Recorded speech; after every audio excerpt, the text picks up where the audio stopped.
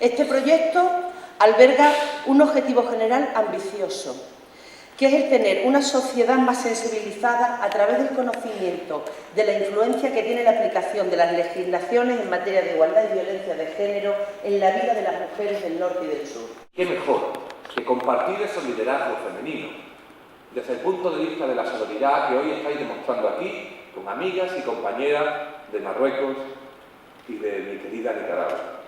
Es un honor que estéis en nuestra región, es un gustazo para nosotros que estéis aquí y que nos ayudéis, tanto aquí como fuera, a seguir aprendiendo y a seguir construyendo igualdad. Yo termino. Yo no quiero hacer spoiler de lo que va a pasar hoy aquí, ¿no? Pero evidentemente, si hoy vamos a juzgar las políticas de género de España, de Marruecos y de Nicaragua, yo ya os digo cuál va a ser el resultado de la sentencia. Cada día las organizaciones de mujeres documentamos casos en los que los derechos humanos de las mujeres son vulnerados, sin que las víctimas sean resarcidas. Ante estas reiteradas quejas, nos sentíamos obligadas a poner sobre la mesa del debate si el problema está en las leyes o bien en la interpretación que de ellas se está haciendo. O dicho de otro modo, si una misma situación fuera juzgada desde una perspectiva de género, desde una perspectiva feminista, las resoluciones serían las mismas. El tribunal está formado por representantes de organizaciones de Extremadura, organizaciones con las que hemos estado trabajando durante este año sobre derechos de las mujeres.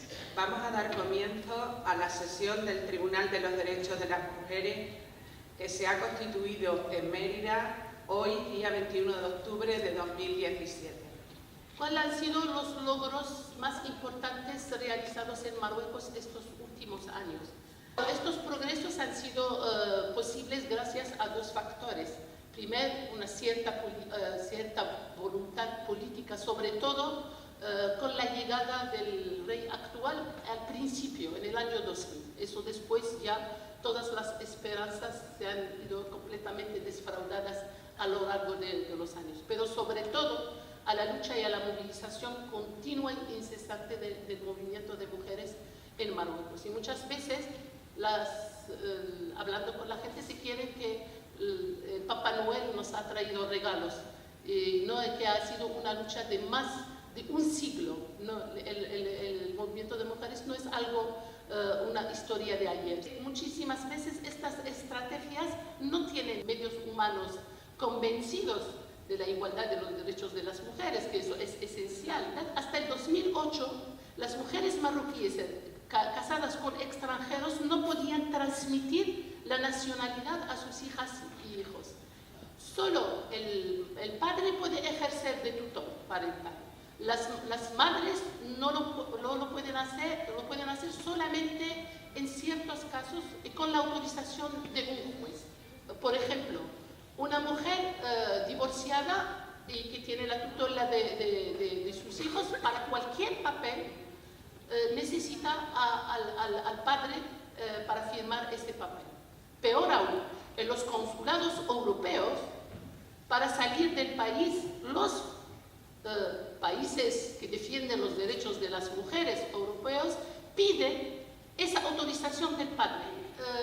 La institución de jueces es una institución patriarcal muy conservadora y entonces las hacen siempre, ya sabemos muy bien que los artículos muchas veces son ambiguos y por lo tanto los jueces hacen las interpretaciones más conservadoras y cada vez más en contra de los derechos de las mujeres. Uno de los logros también importantes ha sido la Constitución de 2011, que ha sido fruto de lo que se ha denominado primavera árabe, pero que finalmente no es ni primavera ni nada, sino que es un largo invierno.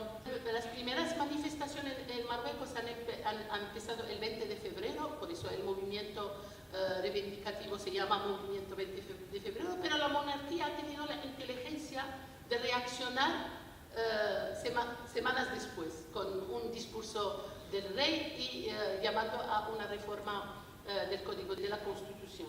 En ese momento se crea una comisión de revisión de la Constitución, por primera vez compuesta por mujeres y de personas que vienen no solamente de juristas, sino también de personas que vienen de diferentes horizontes.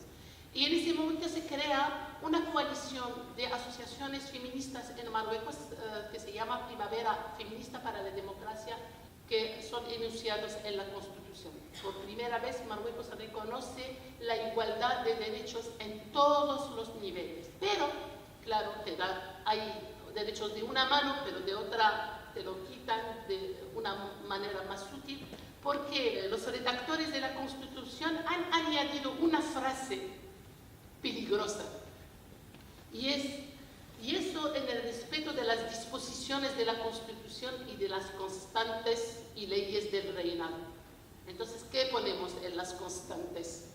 Las constantes serían primero la religión, pero no se especifica en ningún sitio qué hay que comprender, porque nosotras, como feministas, cuando luchamos para la igualdad de derechos, los movimientos conservadores islamistas nos dicen, sí, pero el respeto de las constantes. Y entonces es una verdadera dicotomía. ¿Cuáles son los desafíos actualmente para las mujeres en Marruecos? Primero, las violencias de género. Ya sabemos muy bien que es un problema universal, no es particular a un país o a una cultura, sino que las mujeres, desgraciadamente, lo que compartimos es el patriarcado, es el machismo a nivel internacional. Hemos asistido últimamente, estos últimos años, también a otras formas de violencias de las mujeres, sobre todo de manera colectiva en los espacios públicos, porque una chica lleva una falda considerada demasiado corta, y hay una agresión por parte de grupos de hombres hacia estas mujeres. Hubo en el sur de Marruecos, pero también en Tánger y en muchísimas otras ciudades. También hay una cierta aceptación social de las violencias hacia las mujeres. Es que ella se lo ha buscado, es que ella se ha vestido de esta manera, pero ¿qué hacía en esa calle a esta hora? Y etcétera, etcétera. Y eso lo sabemos, esos discursos lo conocemos muy bien, todas nosotras. También hay la impunidad de los agresores, porque es muy difícil para las mujeres probar que han sido agredidas. Y aquí dejar son el caso de mujeres que sufren diferentes formas de violencias, que son las mujeres porteadoras de mercancía en las fronteras Ceuta y Melilla. Y estas mujeres son afectadas por diferentes formas de violencias físicas por parte tanto de la policía española como de la policía marroquí, acoso sexual, corrupción, tienen que pagar para poder pasar las mercancías, etcétera, etcétera. Y es un fenómeno que nosotras como mujeres en Marruecos, también como mujeres en España, tenemos que reflexionar sobre esta temática y ver las posibilidades de trabajar juntas para que los Estado marroquí españoles se hagan responsables de lo que está pasando en este espacio. Es vergonzoso lo que están sufriendo estas mujeres. Las niñas dejan el colegio a cierta edad para casarse, para dedicarse al trabajo doméstico, sobre todo en el mundo rural, por varias cuestiones, porque las escuelas están muy lejos, porque el material escolar cuesta mucho y el Estado ayuda poco en este sentido. También el acceso a un trabajo digno, las mujeres se encuentran sobre todo en sectores informales, con salarios al destajo, en condiciones laborales muy precarias. Y la participación política. Ahora en Marruecos, en el Parlamento, hay 20% de las mujeres y en la segunda cámara, el Senado, hay solamente 11%. Y claro, en los puestos decisivos apenas un 10 o 5% depende de las instituciones. Y claro, el último desafío, que es más difícil y más complicado, que es el cambio de las mentalidades, que es un trabajo que tenemos que hacer a nivel universal. Y el cuestionamiento de los estereotipos hacia las mujeres, desde la educación, ¿qué transmiten los manuales escolares? En Marruecos es una verdadera vergüenza. Fátima ayuda a su mamá en la casa y allí va con su padre a la mezquita o con su padre al trabajo o de paseo, pero las niñas siempre están en ese rol doméstico en todos los manuales escolares de todos los niveles. También hay que hacer frente a los discursos conservadores que son cada vez más importantes. Aquí ya se ha hablado esta mañana de las derechas y las ultraderechas en Marruecos. La otra versión son los islamistas, y que más o menos son los mismos, que están ocupando cada vez espacios muy importantes en la sociedad, en las familias, en las cadenas de televisión, a través de esos predicadores y predicadoras televangelistas, ¿no? Muy bien pagados por cadenas financiadas por el petrodólar y que tiene efectos muy negativos sobre los derechos de las mujeres. También ese modelo neoliberal y sus consecuencias que sabemos muy bien sobre los derechos de la mujer y que es a nivel universal, que nos habla siempre de las crisis, pero las crisis las pagamos nosotras las mujeres más que otros. A continuación le damos la palabra a las compañeras de Nicaragua. Hacemos estas luchas en condiciones cada vez más difíciles, no solamente por lo económico, sino por las limitaciones que nos impone el sistema político-social.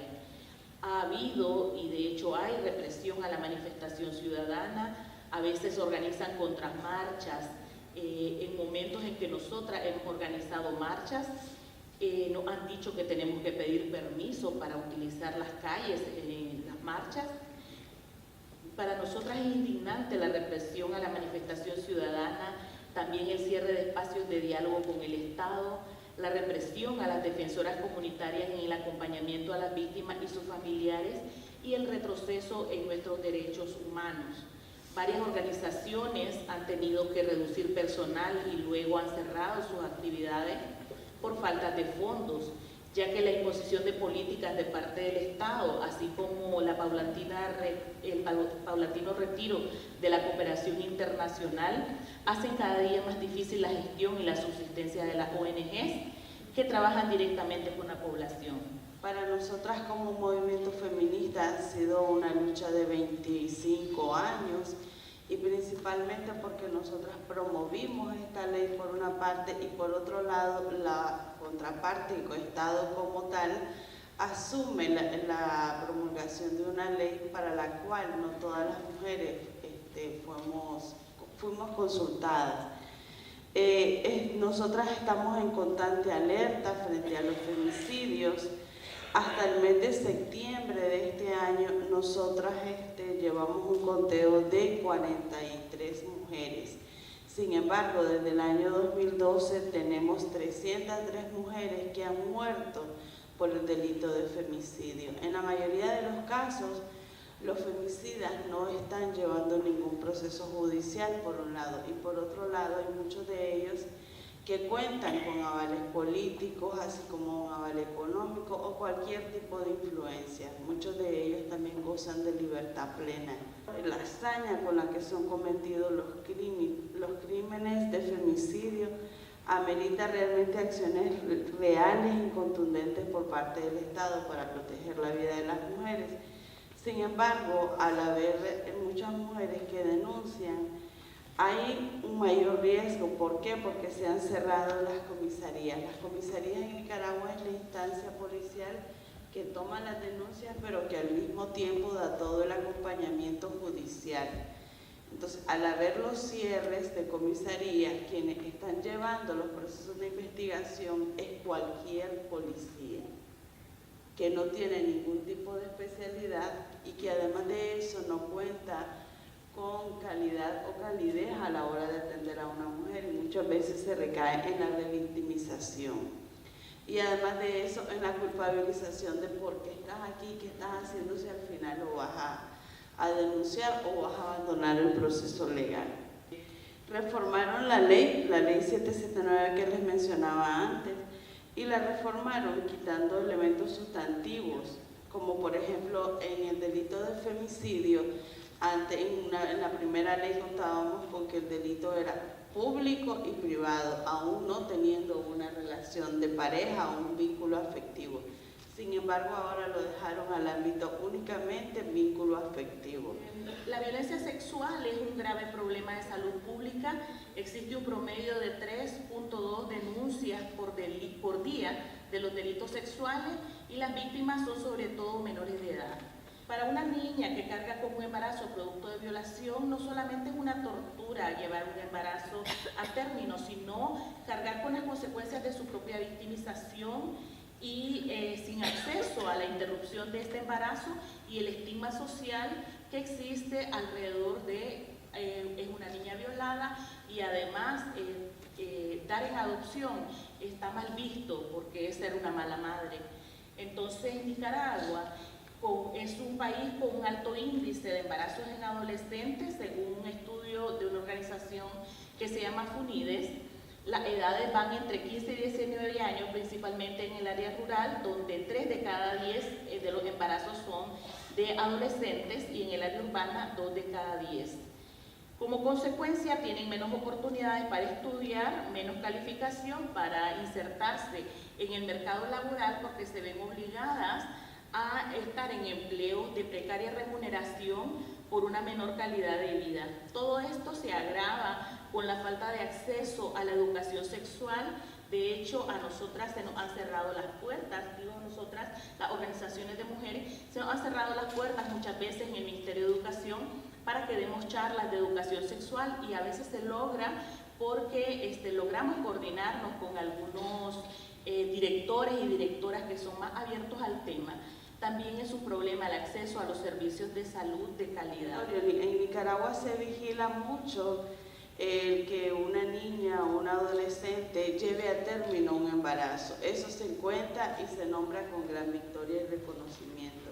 Sin embargo, no se nombra como una niña de 14 o 13 años, inclusive 11 o 12, está embarazada. Es más, cuando alguna médica o algún médico denuncia o pone en evidencia esta situación, es sancionado, es quitado de su puesto de trabajo y además de eso, muchas veces lo que hacen o los trasladan del lugar donde ellos brindan atención médica o omiten o hacen silencio. Esa democracia y discriminación sexista y misógena es que al presentar una iniciativa de ley para restablecer el aborto por causales en el año 2015, esta no se llevó ni a consulta a nivel de la Asamblea Nacional y además de eso simplemente fue desestimada, o sea, ni se consultó ni se presentó y se desestimó con solo el hecho de nombrarla.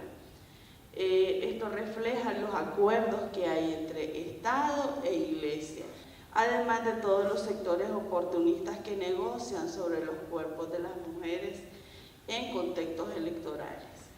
Las disparidades de género en cuanto al acceso al empleo y los ingresos de género son inquietantes, que aunque en los últimos años se han hecho esfuerzos aprobando leyes para promover la equidad de género, lo cierto es que todo se ha quedado en papel, porque la realidad indica que la bonanza económica de los años pasados no ha beneficiado a las mujeres, entre otras razones, porque la mayoría está incorporándose a un mercado laboral altamente informal con respecto al hombre, que se coloca con mayor facilidad en puestos de trabajo formal. De hecho, recientemente el Banco Central sacó unas cifras que parecían que en Nicaragua estábamos todos empleados, ¿verdad? Pero ¿qué es lo que pasa? Muchas mujeres entran al mercado informal ganando muy poquito para lograr mantener a sus hijos e hijas y sin apoyo de la contraparte masculina, porque hay altos índices de incumplimiento por parte de hombres a la paternidad. Falta de oportunidades en el área rural, hay baja disponibilidad de servicios básicos y alta incidencia de violencia, lo cual hace que las personas migren a la ciudad. Y el aumento también de la migración desde Nicaragua a otros países por parte de las mujeres que por necesidades económicas dejan de cuidar a sus hijos para salir a otros países a hacer un trabajo de cuidado de niños, niñas, personas adultas, y eso contribuye a agravar la situación de vulnerabilidad de ella y su familia. Pero las remesas familiares se ha dicho que han aumentado en el primer trimestre de este año y son uno de los pilares que contribuyen a la economía nacional, así que para el Estado no es una prioridad solucionar el tema del empleo ni solucionar el tema de la migración, porque no es un problema. Pero el concepto de familia que aparece en el Código no reconoce todas las uniones, solo reconoce las uniones entre mujeres y hombres, no reconoce las diversas formas de familia. Por ejemplo, se excluyen gays, lesbianas, que en nuestro país también conforman familia y pareja. El Código de Familia contempla que tanto hombres como mujeres alcanzan la mayoría de edad a los 18 años y se prohíbe el matrimonio antes de los 16 años, aunque gocen del consentimiento de sus progenitores. Sin embargo, como representantes legales de los adolescentes, sí pueden padres y madres autorizar contraer matrimonio a los adolescentes entre 16 y 18 años, y nosotras nos preguntamos cómo puede garantizar el Estado que estos matrimonios no se realicen bajo presión a las chavalas, ¿verdad? O a los chavalos, o en casos de estupro se obligue a las muchachas a casarse con sus abusadores sexuales. Nosotras hacemos un llamado a la sociedad a repudiar la violencia y no apoyar a los agresores. Y por último, y no menos importante, aunque sigamos diciéndole a las mujeres que denuncien, ya sabemos con lo que se van a encontrar en las instituciones. Entonces, no solamente denunciar, sino aprender a defendernos, aprender a defender nuestros derechos.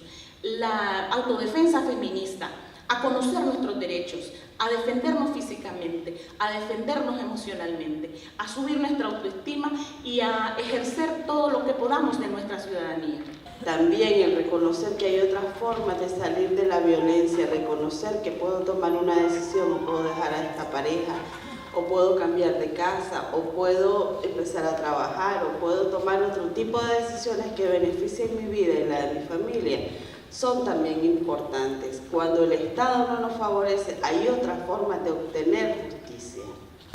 La palabra a Marisa Tena, que nos va a hacer una exposición también de 10 minutos sobre aquellas dificultades y obstáculos que tenemos en el uso de los derechos las mujeres en el Estado español. Tenemos una ley que, estando bien, no es suficiente para garantizar el derecho a la restitución de las víctimas, de todas las víctimas de todas las manifestaciones de violencia. En el año 2016, en España se presentaron 142.893 denuncias.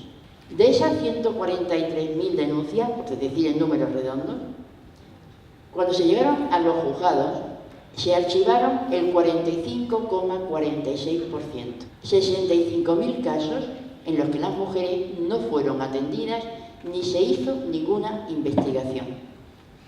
De esas, es verdad que hay algunas en que las mujeres no retiraron la denuncia, que aunque se pueda llamar de esa manera, sino simplemente se acogieron a su derecho a no declarar.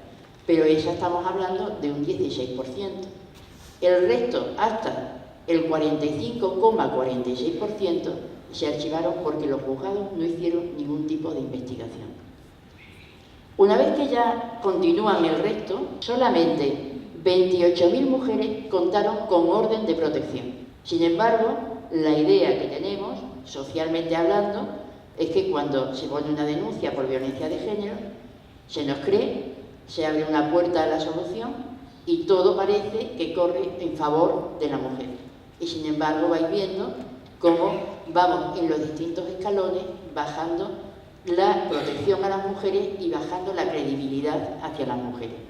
¿Por qué existe esa dicotomía entre la percepción social que hay entre las campañas institucionales y la realidad de la mujer que pasa por el juzgado y que está viendo cómo su pretensión es desestimada, entre otras cosas porque ni se investiga, ni se hace averiguación, ni se hace ningún tipo de actuación tendente a saber la realidad que se está viviendo? Eso tiene mucho que ver con otra de las reivindicaciones del informe Sombra, cuando dice que se detecta una falta de formación y una falta de sensibilización en todos los operadores que intervienen en materia de violencia de género. En esto hay que poner de manifiesto que en los tribunales hay algunos juzgados especializados en violencia contra las mujeres. Esos juzgados sí reciben una formación, pero reciben una formación inicial. no reciben una formación continua. Segundo, se recibe una formación, pero permíteme que os diga una cosa, ni aprueban ni suspenden. No se dice, tú has recibido la formación y hemos detectado que tú no puedes estar porque tienes un machismo y una misoginia intrínseca, sino simplemente haces el curso y estás apto para poder dictar sentencia, sin saber muy bien, porque en ocasiones lo que se piensa. Esa formación, además, ya os digo que es cuando se inicia y no se continúa. Va dirigida además solo a jueces y a fiscales. El resto de personal que intervienen en un procedimiento no tienen esa formación. Por ejemplo, no tienen formación los equipos psicosociales. ¿Sabéis la importancia que tiene un equipo psicosocial, que es un órgano asesor del juzgado en materia de menores? No se hace formación con los equipos forenses, que son quienes determinan si hay o no hay una situación de violencia. Imaginaros la importancia que tiene que en función de esos equipos un juzgado va a determinar o no si hay un hecho delictivo o no lo hay. Y esos equipos emiten informes con una entrevista y nadie les hace un examen de cualificación para realmente cuál es la percepción que tiene sobre la igualdad. Por ejemplo, en Extremadura se da mucho que hay equipos, unidades psicológicas de violencia, los puntos de atención psicológica, que algunos de ellos emiten informes para los juzgados de esas mujeres. Y ese equipo que trabaja con las mujeres durante un tiempo muy prolongado concluye que sí hay víctimas de violencia de género. Y sin embargo los tribunales entienden que esos equipos no son objetivos. Y luego también están otros operadores jurídicos como somos los abogados, que tampoco tenemos la formación, nada más que depende de la voluntad del colegio. No he querido ser un poco así, pero mirad, a veces hay foros de los colegios de abogados y me gustaría alguna vez poneros los chistes con tan poca gracia que cuelgan y tan machistas esos mismos abogados que después asisten a las mujeres víctimas de violencia.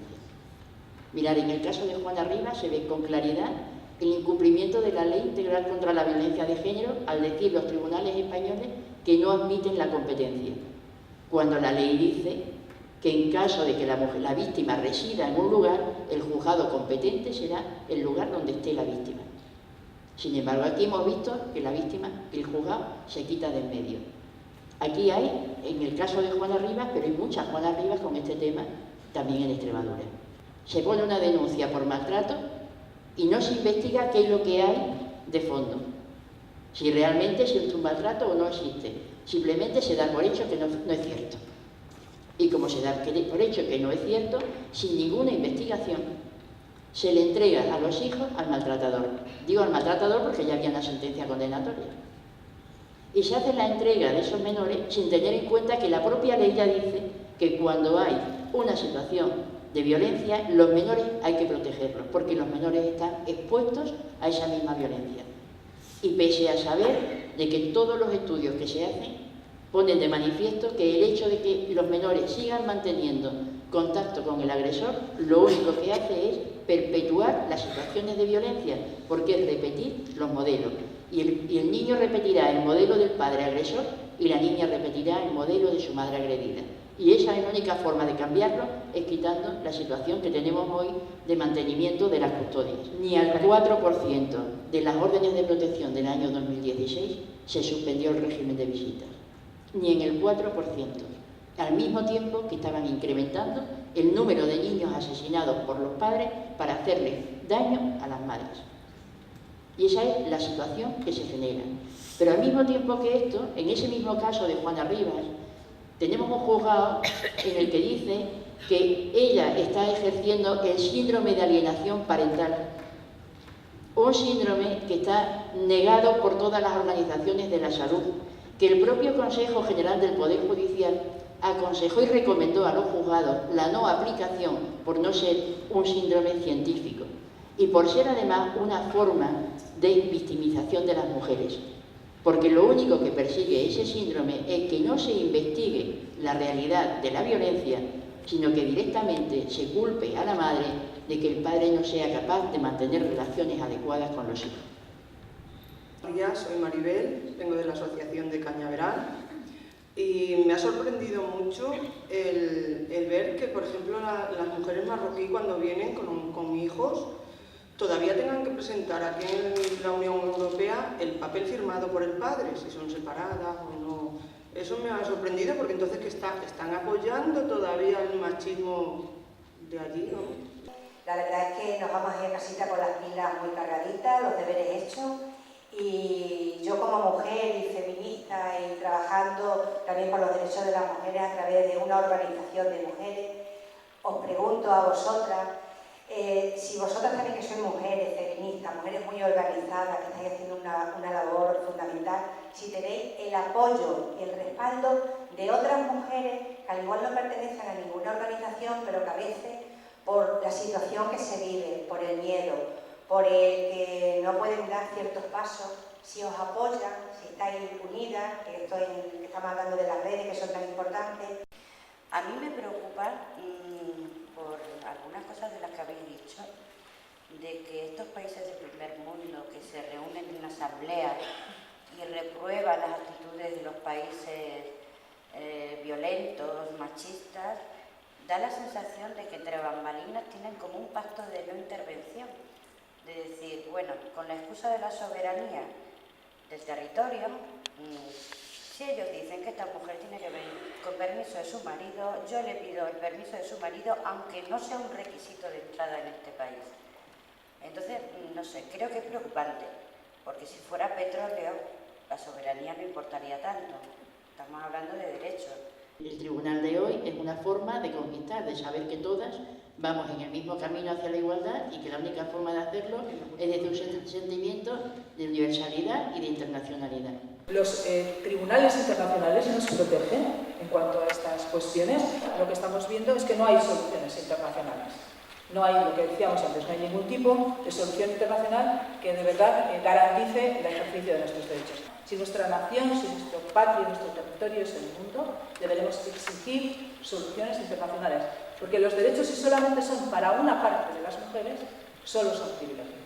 Por lo tanto, mientras haya una sola mujer en el mundo que no pueda acogerse a la defensa y a la tutela de sus derechos, será un problema también para todas las mujeres y una responsabilidad de todos los derechos de todo el Estado. Proponemos que emitáis vuestro voto.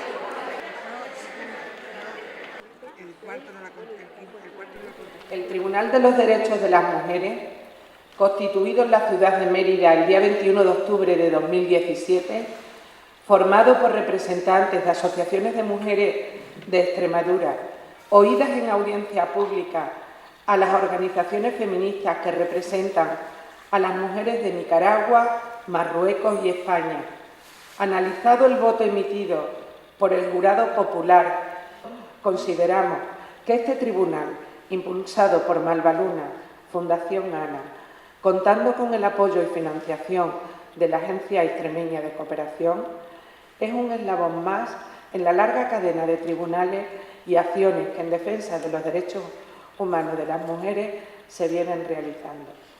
Considerando que los casos presentados lo son como testimonio de las muchas situaciones de discriminación y de violencia machista que vivimos en este sistema patriarcal que nos une a todas. Considerando que es obligación de los Estados garantizar el pleno ejercicio de los derechos humanos de las mujeres, considerando probado el retroceso que en materia de igualdad de género se están produciendo en el Estado español y las consecuencias negativas que tiene para la vida de las mujeres que ven mermadas sus oportunidades y el desarrollo personal en plena autonomía y libertad. Consideramos probado que el Poder Judicial del Estado español se viene realizando una interpretación del derecho contraria al principio de igualdad de género, incumpliendo con ello la ley de igualdad y no garantizando los derechos de las víctimas de violencia de género. Consideramos probado el retroceso que en igualdad están sufriendo las mujeres de Nicaragua, lo que pone en peligro la integridad y la vida de las mujeres, impidiendo con sus reformas el pleno ejercicio de los derechos de las mujeres y obstaculizando su derecho a decidir. Considera probado que el Estado de Marruecos no garantiza los derechos humanos de las mujeres, que carece de una legislación suficiente que permita combatir la desigualdad de género y perseguir las múltiples manifestaciones de la violencia machista.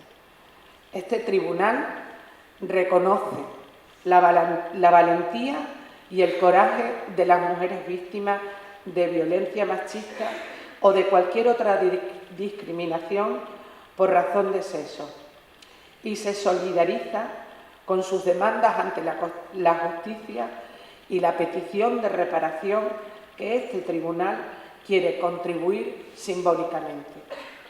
Y declara al Estado español, al Estado de Marruecos y al Estado de Nicaragua culpables por no garantizar el goce de los derechos humanos de las mujeres, por permitir, mediante la estructura judicial y administrativa, la constante vulneración de los derechos de las mujeres, y les insta a la reparación del daño causado a las mujeres y en especial a las víctimas de las violencias machistas. Muchas gracias y buenas tardes.